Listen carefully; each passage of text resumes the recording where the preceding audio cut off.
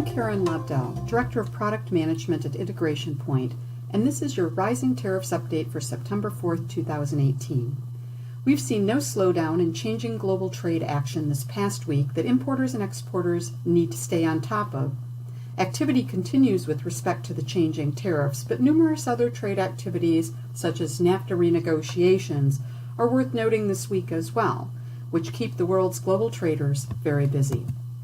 Let's start with an update with regards to steel and aluminum tariffs. This is specific with regards to quota exemptions. On August 29th, two new presidential proclamations were published regarding the steel and aluminum tariffs. The new provisions are to be used on entries when the quota limitation has been filled and an importer qualifies for an exemption. These quotas were imposed in lieu of the Section 232 additional tariffs on steel, 25%, and aluminum, 10%, that took effect for most countries on March 23rd. There were a few exceptions where countries had quotas in place as well, and these proclamations will address that specific issue. Prior to the new proclamations, an exclusion from the quota could be granted, but the product would still be subject to the additional tariff. Under the new policy, if an exclusion from the quota is granted, neither the quota nor the tariff will apply. Additionally, new HS numbers from Chapter 99 are created to cover up reliefs for when the quota from steel and aluminum provisions have been filled, and these new numbers went into effect on August 30th. The countries that would be in play with regards to these exemptions from the quota standpoint would be South Korea, Argentina, and Brazil for steel, and Argentina for aluminum. As noted, under the new policy, if there is an exclusion granted from the quota, neither the quota nor the tariff will apply. Relief is granted on a party-by-party basis and must meet the stated requirements in order to qualify. So review of these proclamations is in order if your products are going to fall within the parameters of the steel and aluminum tariffs from these particular countries. The Department of Commerce has noted that until such time as any applicable quota for a particular article has been reached, any steel or aluminum article for which quota relief is granted will still be counted toward that quota. In addition, an export certification may be required to qualify for relief from the steel quotas if the government of any of the affected countries notifies the U.S. that it has established an export certification mechanism meeting the operational requirements for participation in an export certification system that's administered by the U.S. So we're taking note of that, and be aware that an export certification may be required in some instances. In addition to the steel and aluminum tariff update, it's important to take note of activity with respect to the Section 301 pending tariffs for the third list for goods coming out of China imported into the U.S. As we know, this particular third list has been a topic of discussion for the past month, and that particular list is quite extensive. It covers over 200 billion of U.S. goods, over 9,500 harmonized tariff numbers. The original Federal Register notice had proposed a 10% duty on goods that fell within this list, but at the direction of the USTR, President Trump is considering as high as a 25% tariff on these goods. The final deadline is approaching this week. We've already had a deadline for written comments being due and public hearings that took place in August, late August, and now we are at that final deadline for rebuttal comments being submitted this week on September 6th. There has been indication by the Trump administration that they are potentially going to act much sooner than we anticipated with regards to these tariffs, although the timeline is still very much up in the air. In late August, there were meetings in D.C. between senior level officials, both on the U.S. and the China side, but those discussions ended in a deadlock and no real progress was made. Both sides have stated that they want to maintain contact, and no further talks have been scheduled at this time. So this week is really going to be a critical turning point to see what direction and what the timelines may be. China, of course, in response to these proposed and pending tariffs on this third list, have stated in early August that they will put into place retaliatory duties of 5 to 25% on over 5,200 U.S. goods, including liquefied natural gas, coffee, beef, steel, helicopters, semiconductors, among other items. So definitely something we do want to keep an eye on this week with that deadline approaching. The big news in the past week has been with regards to the NAFTA renegotiations. On August 27th, President Trump announced that the U.S. and Mexico had come to a bilateral agreement with respect to NAFTA. The U.S. plans to proceed with that bilateral deal with Mexico, but they could also ultimately include Canada if talks with Canada are successful, and those are currently underway as well. Now, President Trump advised Congress of his intent to move forward on this bilateral agreement on August 31st, which initiates the 90-day review and approval that's required by law. The formal notification sets in motion the Trade Promotion Authority, or TPA, timelines that require submission of final NAFTA text to Congress within 30 days, which would be September 30th, and executive signature of the agreement within 90 days, which would be the end of November. The notification states that the Trump administration intends to enter into the agreement by the end of November, which of course is a critical factor when taking into consideration that Mexico has a new president who will be sworn in, and that is going to happen on December 1st. And if a pact with Mexico isn't signed before then, the new president could demand changes, and the deal that's been negotiated to this point could fall into disarray. So that timeline is critical from the Mexico perspective specifically. Now, keep in mind that Congress can still block this deal, that the NAFTA the rewrite for NAFTA will come up for a vote probably in 2019. You've got midterm elections in the U.S., so that plays into the timing as well.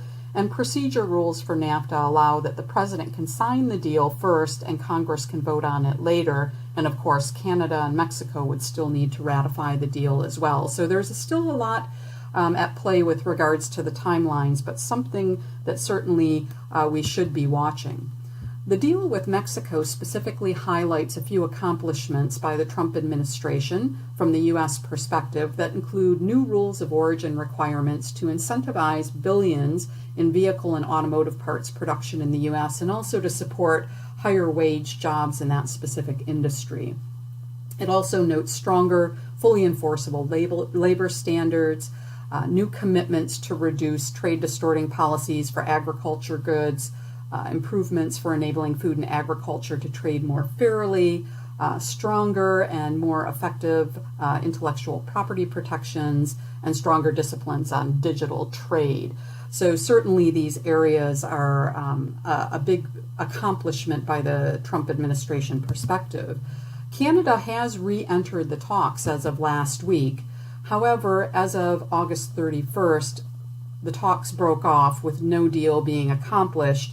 The talks are set to resume this week, so Canada and the U.S. will continue these discussions with the hopes that this bilateral agreement will become a trilateral agreement.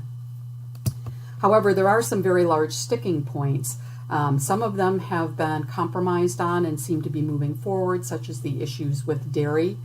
But we still have one large one outstanding out there that could be a deal killer if they can't come to a compromise, and that would be the trade dispute mechanism, which in the current NAFTA agreement is Chapter 19, and that is a stumbling block in the discussions.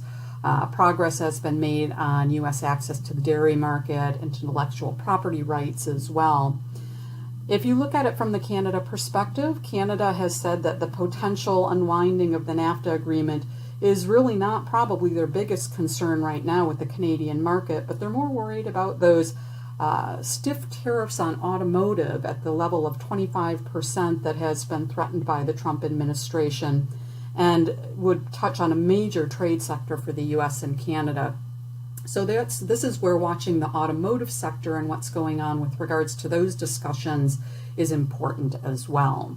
So watching NAFTA this week will be important to see how the talks proceed with Canada and whether they can get past this stumbling block with the trade dispute mechanism.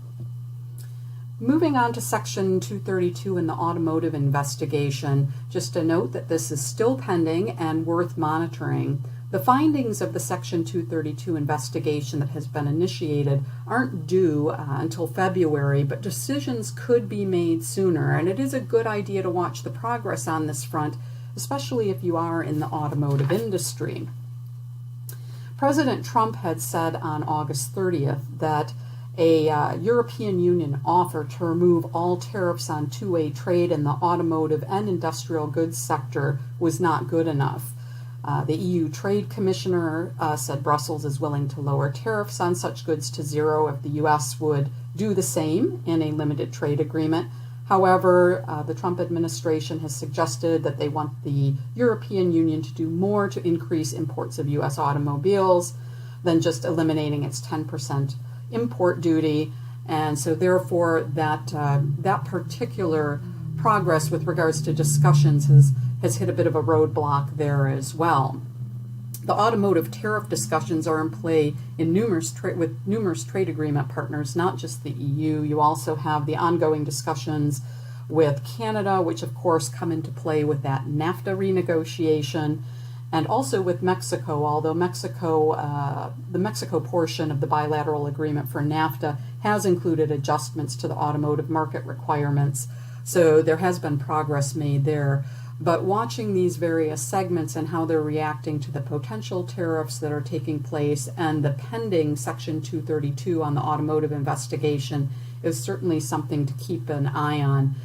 When you look at it, these all really are very much intertwined with regards to what's going on in the global market these days. And finally, just a quick recap to let you know what's going on at the global level with the World Trade Organization with regards to a lot of these new tariffs and retaliatory tariffs being challenged.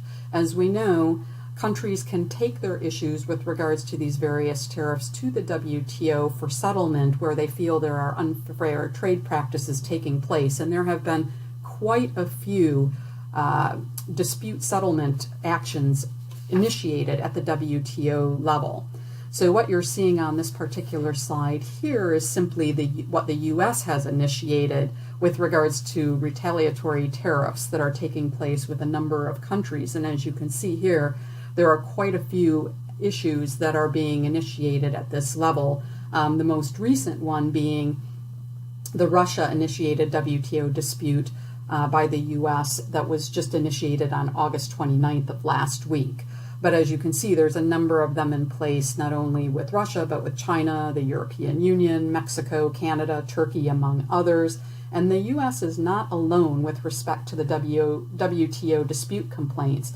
Complaints have also been initiated against the U.S. by Turkey, China, India, Switzerland, Russia, Norway, Mexico, Canada, and the EU. And that's just the more recent ones that have been initiated since a lot of this tariff and retaliatory tariff activity has taken place. So a lot to keep your eyes on as we move forward.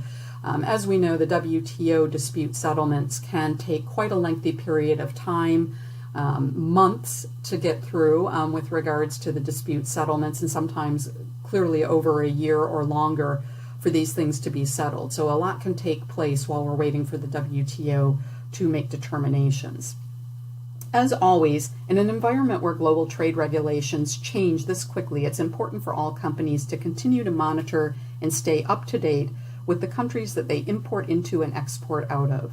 Global Trade Content monitors and updates tariff schedules for over 205 countries and territories on a daily basis with Integration Point. We'll continue to monitor these ongoing regulation changes as they take place, and will provide regular updates through our update videos. As always, thank you for listening.